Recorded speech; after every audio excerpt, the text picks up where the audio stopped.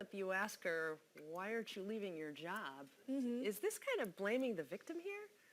In a way, it might be, but I think this is a question that needs to be explored, how she could use self-care. But it's also a question that you cannot put if I was not a woman, because I say it and she giggles with me, she smiles. So it's a fun question because she knows I know the feeling, because all women have experienced sexism. But if I was not a woman, it would have been rude to put that question in a first session without talking about the context in a certainly different and more deeper way. It's like if I told you, so you experienced racism in your neighborhood, why didn't you just move? That would be very rude.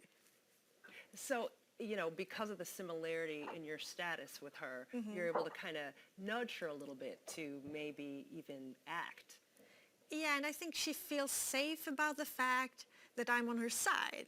And she feels safe about the fact that I'm a feminist. So we're just collaborating on how to handle it, but she's safe with me that I'm on her side in this, that's not fair, or that's not about her.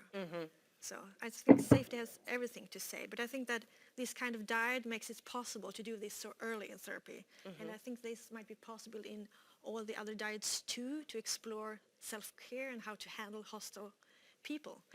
But it might come later and in a much more sensitive way. You cannot just say, "What's up? Why don't you escape?" But I can say that and she will laugh.